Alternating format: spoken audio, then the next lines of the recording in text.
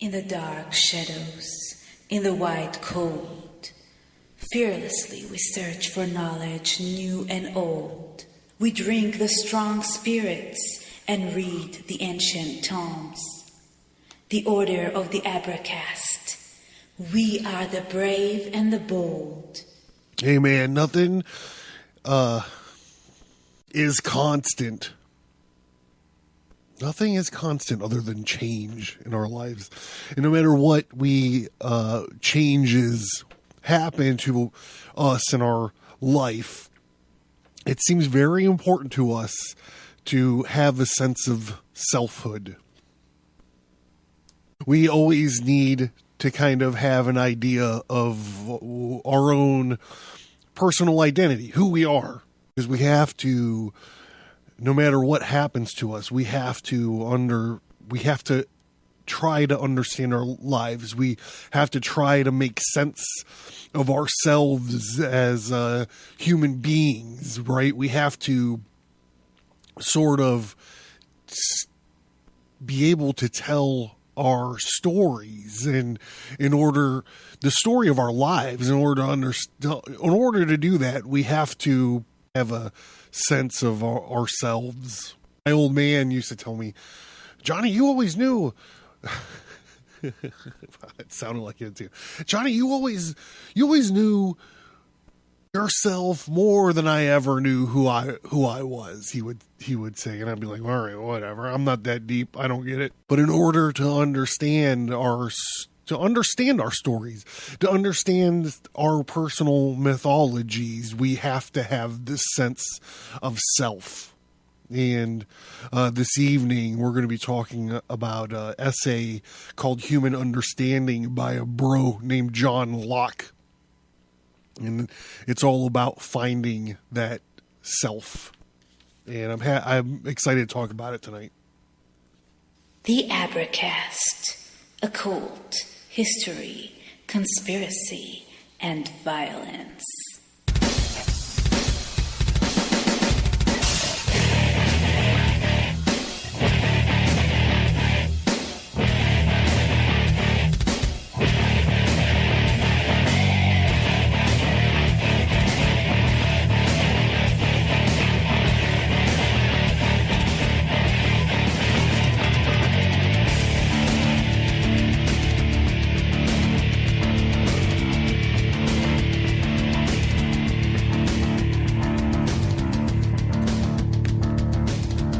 Please note the explicit content indicator. This means that I use adult language. I do not speak in a humorless, public radio hushed monotone. I am excited and enthusiastic about the information that I present and the topics I discuss. You will hear ice rattle in my glass throughout the show. On the show, I joke about bodily functions, sex acts, religion, and politics. The topics may seem random or scattered through the back catalog. A list of show topics in chronological order is provided on the featured topic link at Abracast.com.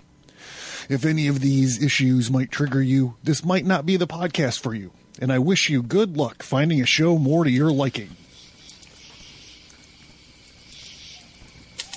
It's that time again.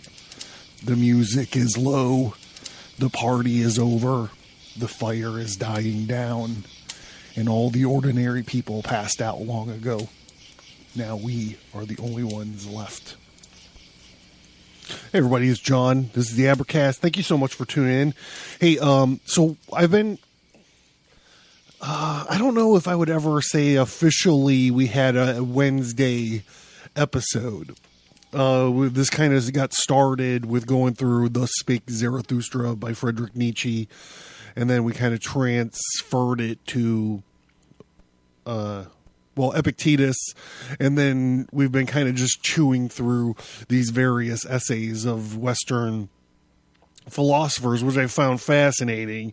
But I need to apologize up top because I've been sick. I don't normally ever get sick. I'm the guy that never gets sick. But I've been dealing with a nagging cold for over a week now, and it's shaken my, it's shook my recording schedule to the core.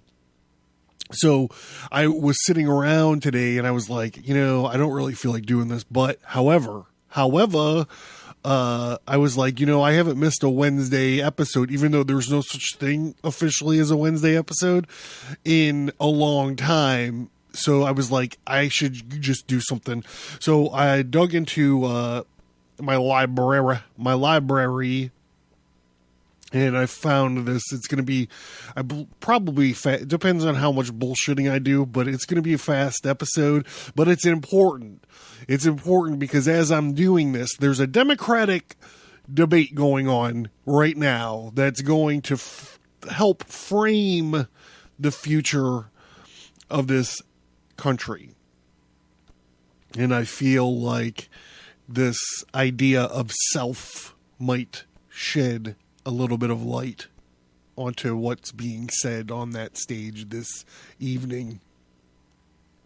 So, before I go any farther, I would like to say thank you. I got a new Patreon supporter. Thank you, James. I don't want to dox you, bro, so I'm not going to say crazy. You're using your whole real name. I don't want to dox you. So, James, thank you very much. I hope you enjoy the Patreon bonus stuff that you got. And here's to you. And here's to all my other Patreon and Subscribe Star supporters. Here's to you guys. And may you always be true to may you be able to find your true self and be true to it. I just made that one up. That's pretty good. Literally, this is my first day of feeling like a human being in like a week. So I'm excited. So, yeah, of course. So just want to remind everyone, hey, hit up the website. There's some brand new resources on there. I don't have a reading list because we do so many books on the show, but what I did do is I have a indispensable books, and it'll be growing as we go, but I have a pretty solid start. So if you want to know that there, and then also I'm launching a blog that will be that is available on the website now. I'm still ironing out the details with it. I'm not a blogger, so I don't exactly know what I'm doing. Okay, so we're talking about the self-consciousness, and we're talking about an essay written by John Locke called Concerning Human Understanding. And yeah, I think we should just get into it, right? I guess I should also thank like the people, like the serious people that have agreed to be interviewed on this show. So far, I'm a show that doesn't do interviews. Well, in the past, I haven't done any interviews, but I've had like a solid, month or so of some real credible, like doctors and very credible guests, and that's not going to stop. Like, I got some shit coming next month that I don't even believe. I don't even believe I was able to get these people to come.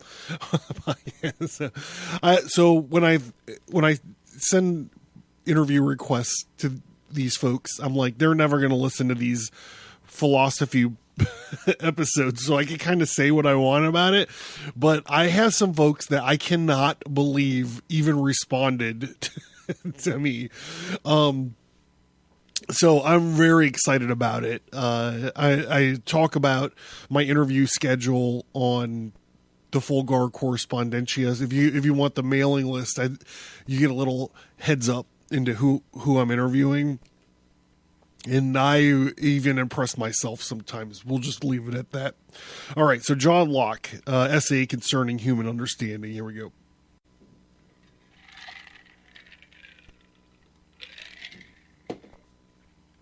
To find wherein personal identity consists, we must consider what a person stands for, which I think is thinking an intelligent being that has reason and reflection and consider itself as itself, the same thinking thing in different times and places, which it does not only by the consciousness which is inseparable from the thinking, and as it seems to me, essential for it. It being impossible for anyone to perceive without perceiving that he does not perceive.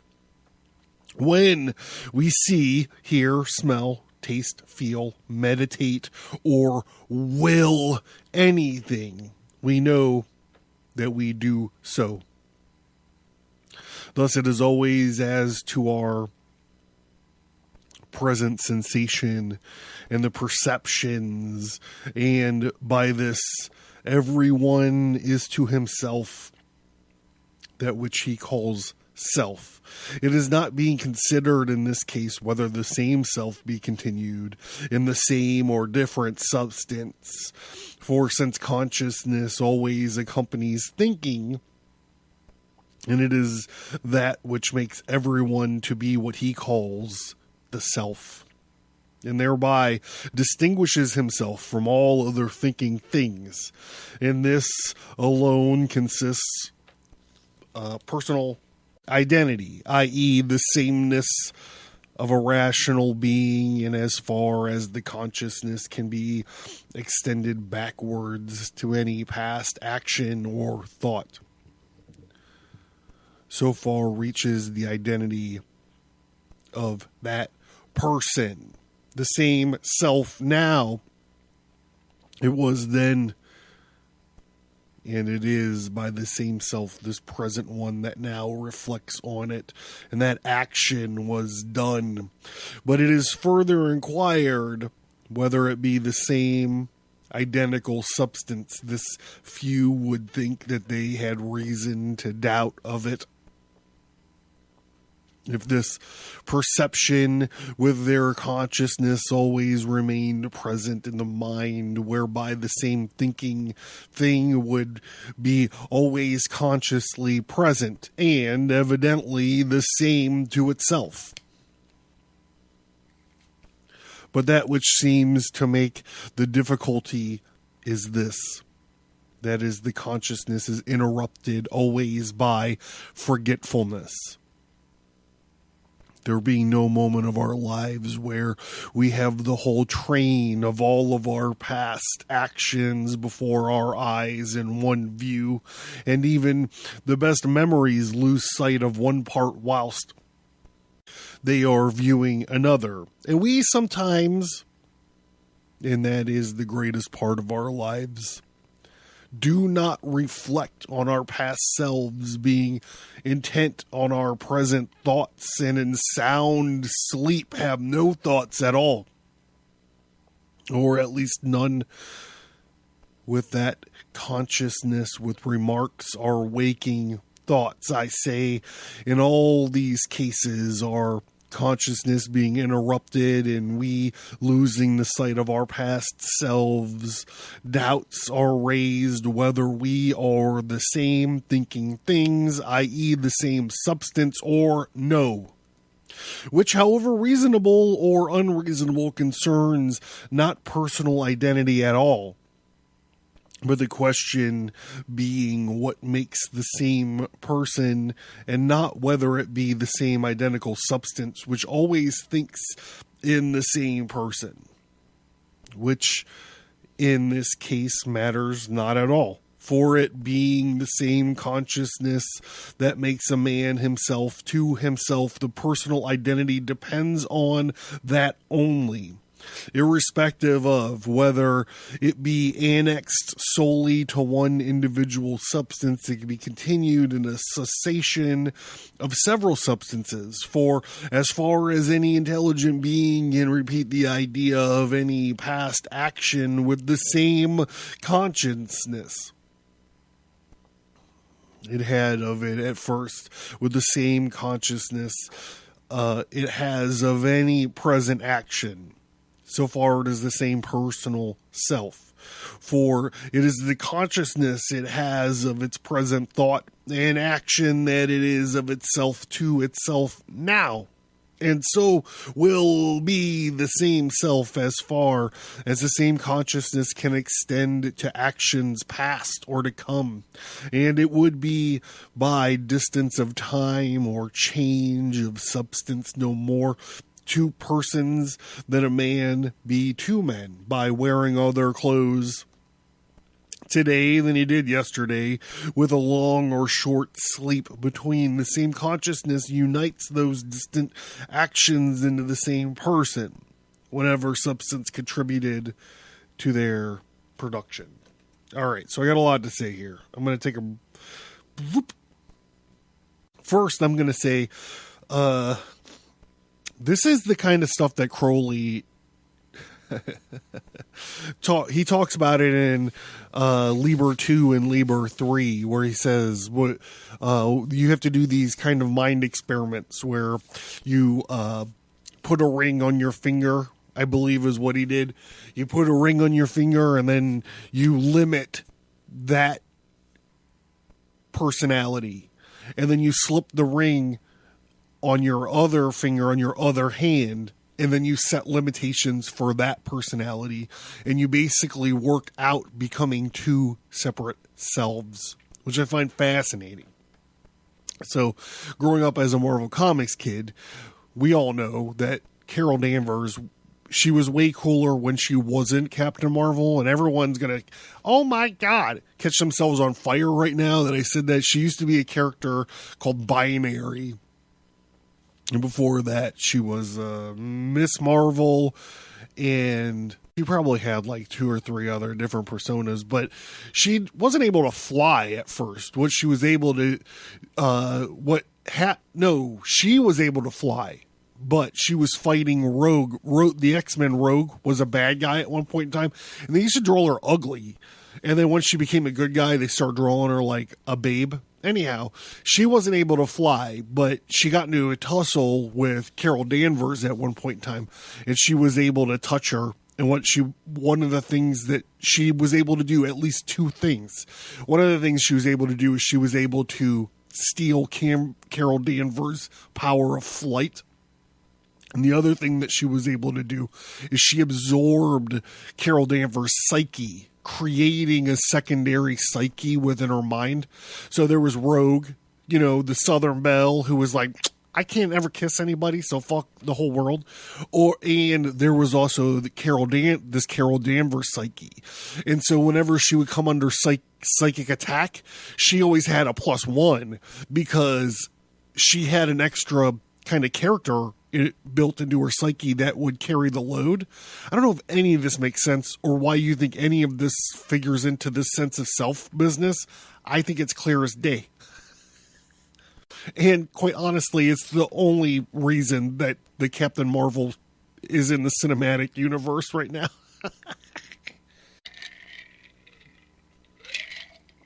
So there was another bit, and I think I probably did an episode about this sometime in the distant past, but him talking here about not remembering, getting yourself in a situation where you can't remember your true self. So this reminds me of a Gnostic, tale, tradition, story, whatever, it's called the Hem of the Pearl. And it's the idea of the story is that this traveler agrees to travel into the dark, land of Egypt. It's always Egypt in these stories. But he goes to Egypt, and when he leaves his home, they tell him, like, go ahead, go do your mission and everything, but don't eat anything and don't drink anything, because you'll fucking forget where you come from, and you'll forget your fucking mission, and you'll forget about it. And his mission is he went to go find this pearl, right? It's called the Hem of the Pearl. So he goes to Egypt, and he's like, all right. So he checks into this hotel, and he's like, I just got to find this giant snake or this worm that's protecting this pearl, and I just got to get this pearl from him, and then I got to get the shit out of here, right? So, but what winds up happening is he winds up being like, yo, I'm hungry, I gotta eat something. So he winds up going to a banquet and he overeats and he overdrinks, or she overeats and she overdrinks, whatever. How, I don't have the text in front of me. It's literally 3 feet behind me, but I'm not taking it out because this is just a tangent. Anyhow, so he eats and he drinks of this dark land of Egypt, and he winds up forgetting his mission, and he winds up forgetting who he is. He goes to this foreign land and forgets himself. He forgets his true self. And he hasn't checked in a while, so his like folks start like sending him text messages, and he's like, and he fucking picks up his phone and is like, hey, son, you know, like, where are you? How's your mission? Do you know where the pearl is? And he's like, I don't even know who the fuck this is. Who's texting me about this pearl? I don't even know Pearl. And he would just get these messages like every day until he finally sort of remembers his mission. And then he goes and he finds this snake or this worm or dragon or whatever that's just sleeping around the pearl. And he's like, I gotta get this pearl. So he sings it a song, and it goes to sleep, and he's able to take the pearl. And then because his family reached out to him and remembered who he was, he was able to like or she remembered who she was. She was able to like travel back home with his pearl or the luminous robes or whatever the metaphor or the version of the story that you're reading or that you're experiencing. But this idea that it's possible to forget your true self, man, I find that intriguing, because I see people talking about shit on Facebook and social media that they would never say in real life. And I'm like, we're trapped in the hem of the pearl, bros. And everyone's forgotten their fucking decency and their fucking true self. Whew. All right, I'm stepping down off my soapbox now. We're going to get back into this.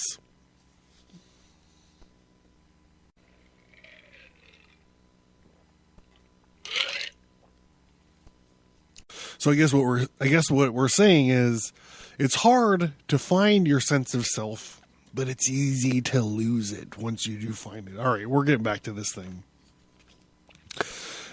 That is so. We have some kind of evidence in our very bodies, all whose particles, whilst vitally united to the same thinking conscious self, are part of our selves, i.e. our thinking conscious self. Thus, the limbs of his body are to every part of himself. He sympathizes and is concerned for them. Cut off a hand and thereby separate it from the consciousness it had of its heat and its cold and other affectations, and then it is no longer a part of that which is himself, and any more than the remotest part of matter. Thus we see the substance whereof the personal self consisted at one time may be varied at another, without the change of personal identity. There be no question about the same person, though the limbs which but now were part of it be cut off. But the question is whether the same substance which thinks be changed. It can be the same person or remaining the same. It can be a different person.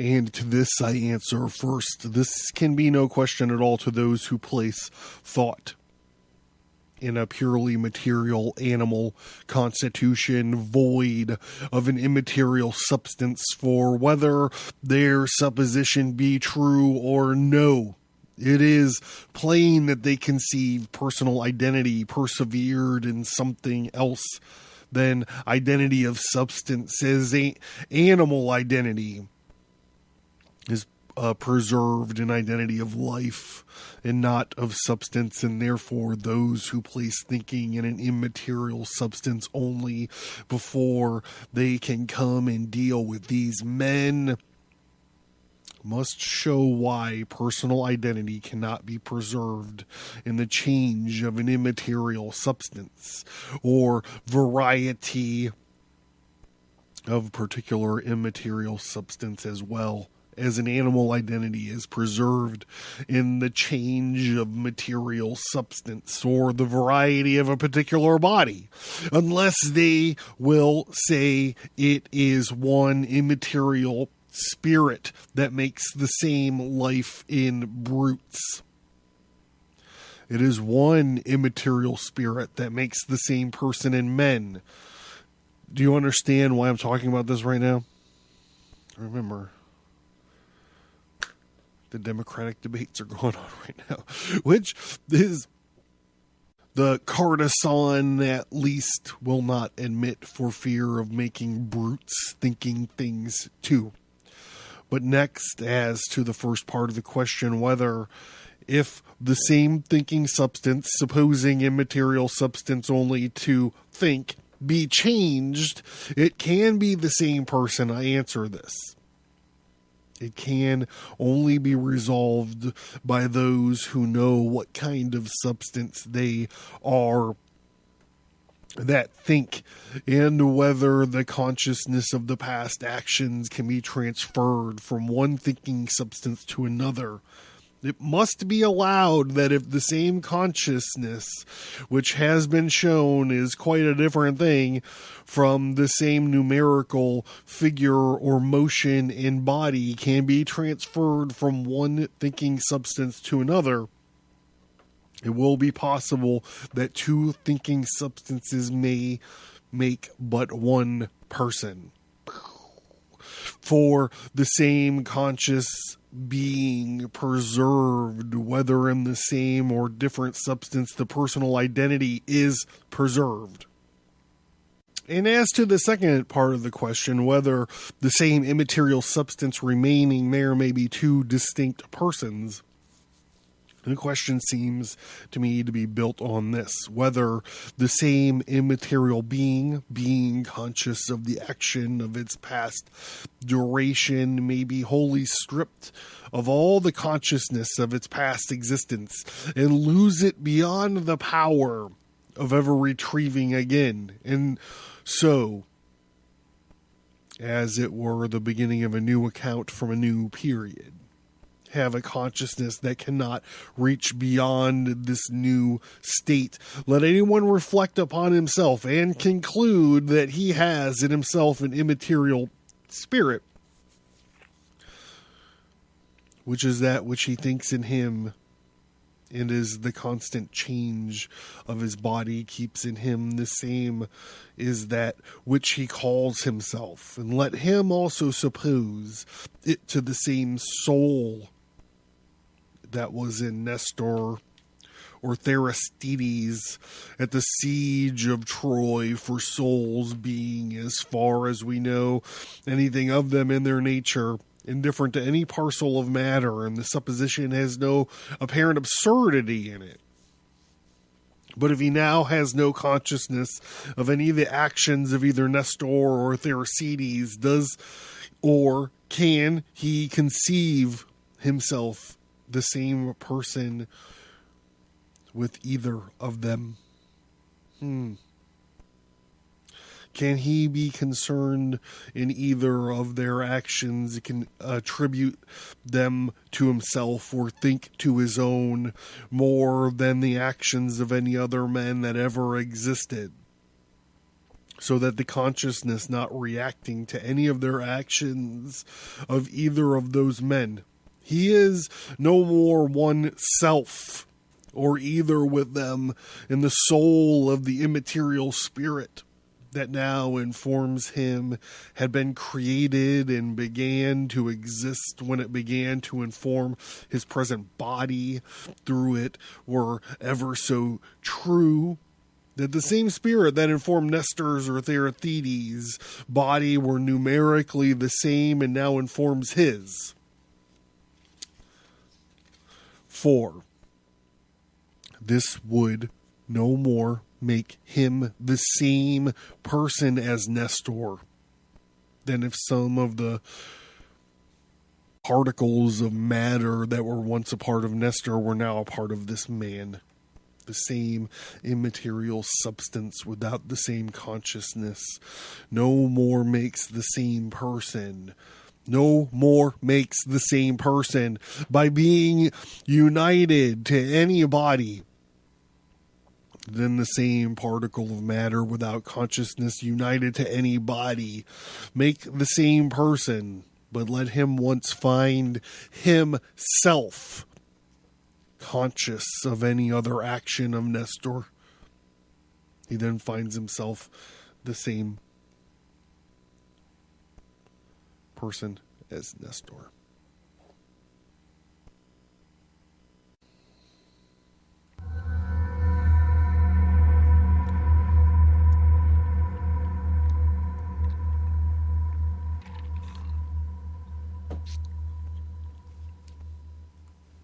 This month in the Fulgore Correspondentia, we have an Armor of God illustration for our spiritual warfare episodes. There's an updated brief timeline of Genesis, according to me, and the wrong son, wrong blessing, wrong curse graphic, since we are still working through Esau and Jacob. There's a tarot card preview and also the February Abra fast schedule. We're doing another fast cycle in February. If you want to get the dates, go ahead and hit that up. All you got to do is sign into the mailing list and receive the Fulgore Correspondentia. The Fellow Craft episode is the UFO Conspiracy Part 2. We are continuing to dissect the work of classic conspiracy theorist Milton William Cooper. All you got to do is sign up for the $3 tier on Patreon or Subscribestar. Learn more at Abracast.com. Get bonus content by signing up for the mailing list. Get all that plus many exclusive episodes by supporting the show at Patreon.com or Subscribestar.com.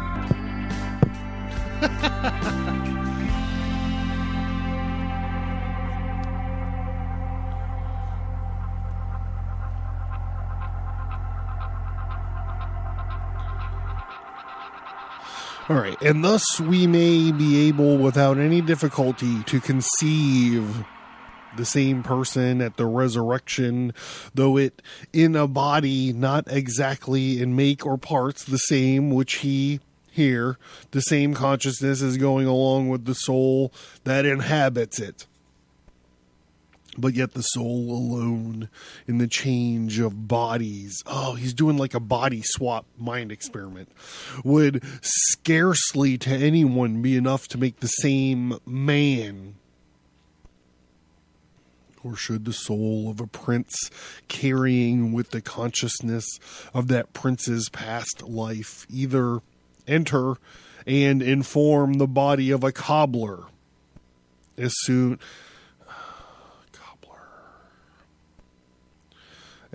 as deserted by his own soul. Everyone sees he would be the same person as the prince, accountable only for the prince's actions, but who would say that it was the same man? The body, too, goes to the making of the man and would, I guess, to everybody determine the man in this case, for the soul, with its princely thoughts about it, would not make another man, but he would make the same cobbler to everybody besides himself. I know that this is in the ordinary way of speaking, the quote, same person, unquote, the quote, same man, unquote, stand for one and the same thing, and indeed everyone will have a liberty to speak as he pleases and to apply his articulate sounds to what ideas he thinks fit, and change them as often as he pleases. But yet when we will inquire what makes the same spirit man or person, we must fix the idea of the spirit man or the person in our mind, and having resolved with ourselves what we mean by them. It will not be hard to determine when it is the same and when it is not. But though the same immaterial substance or soul does not alone, wherever it be, and whatsoever state, make the same man. God, this is so powerful. The idea that even the same spirit in a different body isn't the same man. I mean, I love it. As you guys are going to find out very soon, I've been thinking a lot about communism and the sins of fathers. Maybe you won't. I don't know. This is a project I might leave on the cutting room floor.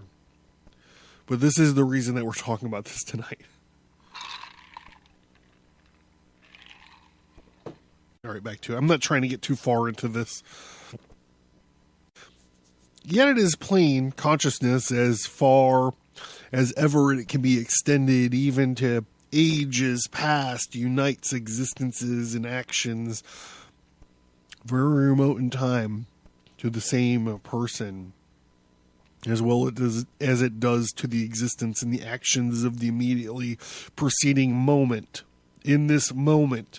So whatever is the consciousness of the present and the past actions is the same person to whom they both belong. Had I the same consciousness that I saw the ark and Noah's flood, as that I saw it an overflowing of the Thames last winter, or is it that I write now? I could no more doubt that write this now, that saw the Thames overflowed last winter, and that viewed the flood at the general deluge, was the same self. Place that self in that substance that you please. That I that write this am the same myself now, whilst I write, whether I consist of all the same substance, material or immaterial, or no. That I was yesterday. For as to this point of being the same self, it matters not whether this present self be made up of the same or other substances. I began as much concerned and justly accountable for any actions that was done 1,000 years ago, appropriated to me now by this self-consciousness. I am for what I did in the last moment. Self is the conscious thinking thing, whatever substance made up of, whatever spiritual or material, simple or compounded, it matters not which is sensible for conscious of pleasure and pain, capable of happiness or misery, and is so concerned for itself as for the consciousness extends. Thus everyone finds that whilst comprehended under the consciousness, the little finger is much a part of itself, as what is most so upon separation of this little finger. Should this consciousness go along with the little finger and leave the rest of the body, it is evident that the little finger would be the person and the same person, and this self would be have nothing to do with the rest of the body, as is the case in this consciousness that goes along with the substance when one part is separate from the other, which makes the same person.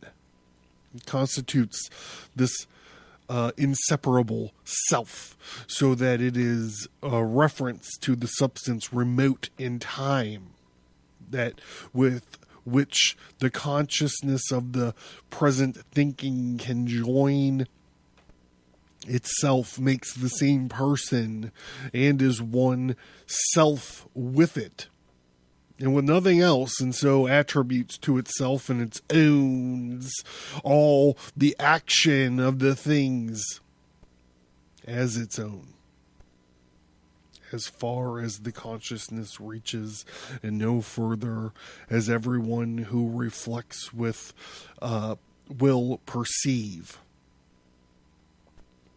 And this personal identity is founded all the right and justice of reward and punishment. Happiness and misery being that for which everyone is concerned for himself, and not mattering what becomes of the substance not joined to or affected with that consciousness. For, as it is evident in the instance I gave but now, if the consciousness went along with the little finger when it was cut off, that would be the same self which is concerned for the whole body yesterday, and making part of itself the whole action. Then it can't but admit to its own, though if the same body should still live and immediately from the separation of the little finger have its own peculiar consciousness whereof the little finger knew nothing, would not at all be concerned, for it is part of only itself, nor could it own any of its actions or have any of them imputed to him. This may show us wherein personal identity consists, not in the identity of substance, but, as I have said, the identity of consciousness, wherein if Socrates and the present mayor of Queensborough agree, there are the same person. If the same Socrates, walking and sleeping, do not partake in the same consciousness, Socrates waking and sleeping is not the same person. And to punish Socrates waking for what sleeping Socrates thought and waking Socrates was never conscious of, would be no more right than to punish one twin for what his brother twin did, whereof they knew nothing, because their outsides were so like that they could not be distinguished, for such twins have been seen. But yet possibly it'll still be objected, suppose I wholly lose the memory of some parts of my life beyond the possibility of retrieving them, so that perhaps I shall never be conscious of them again. Yet am I not the same person that did those actions and those thoughts that I once was conscious of, though I now forgot them? To which I answer that we must here take notice the word I is applied to, which is the case. Is the man only the same man, being presumed to be the same person? I is easily here supposed to stand for that same person. But if I be possible the same man to have distinct incommunicable consciousness at different times, it is the past doubt in the same man and the different times make different persons, which we see is the sense of mankind and the solemnous declaration of their opinions. Human law is not punishing the madman for the sober man's actions, nor the sober man for what the man did, thereby making them two persons. This is the somewhat explained by our way of speaking in English when we say that a one is not himself or beside himself, in which phrases it was insinuated as if those who now, or at least first used them, thought the self was changed. The self-same person was no longer that man.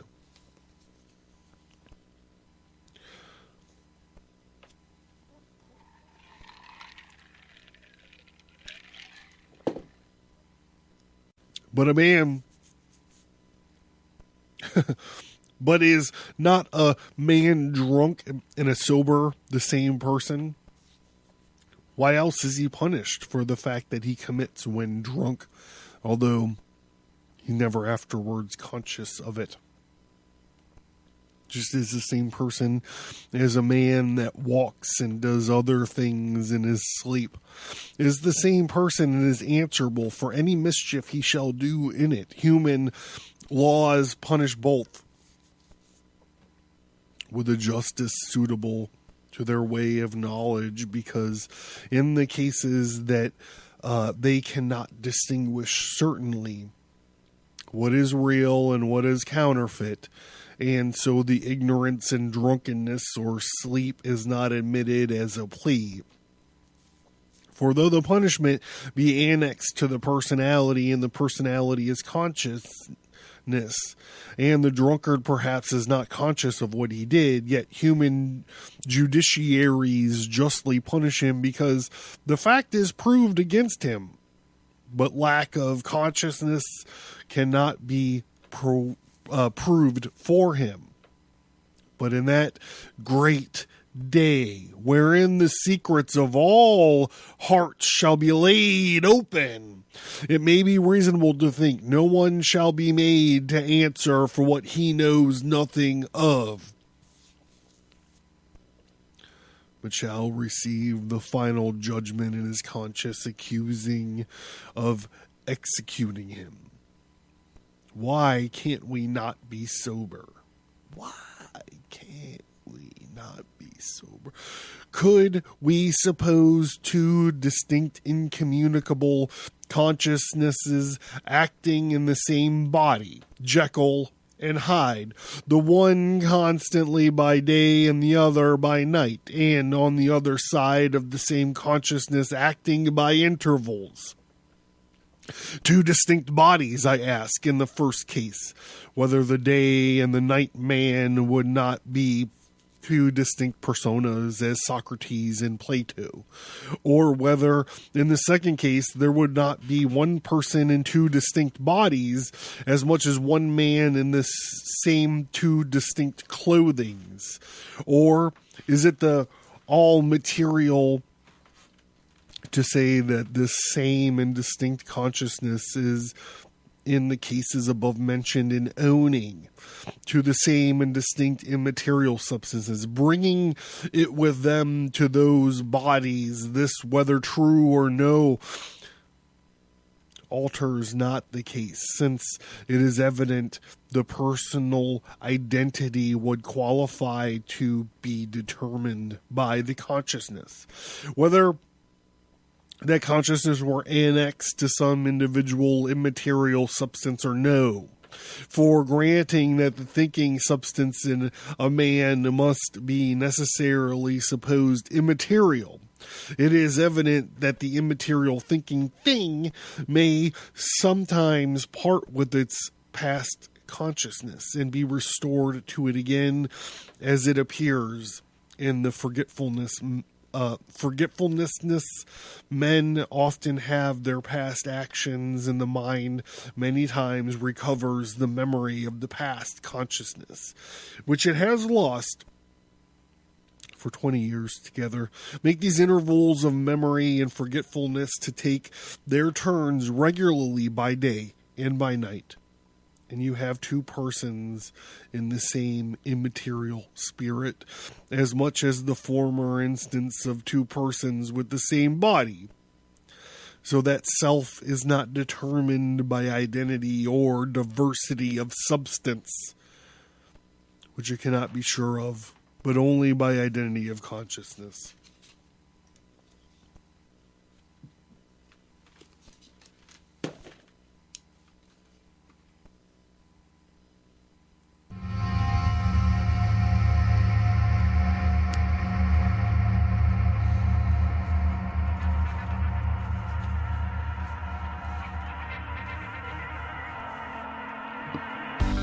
Thank you for listening to this episode. Send an email or visit us on social media to let us know what you think about this topic. And please remember to leave a 5-star rate and review.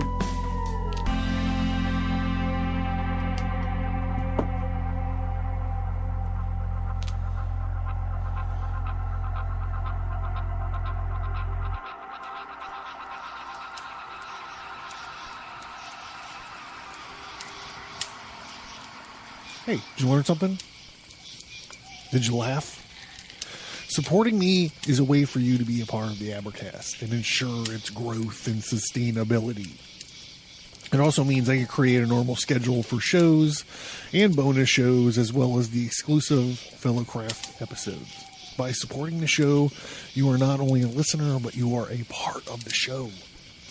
You supporting the show gives me a way to offer fun rewards as a thank you for showing your appreciation and support for our projects. Do you have an idea for a reward that you don't see? Let me know. My supporters are my partners.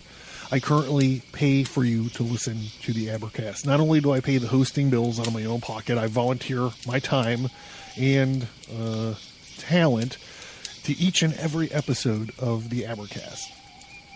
The price of books, the time and resources of reading and researching, the massive amounts of gin and tonic needed, the equipment it takes to record the shows, the time and resources it takes to create the bonus material, and the cost to maintain the internet presence.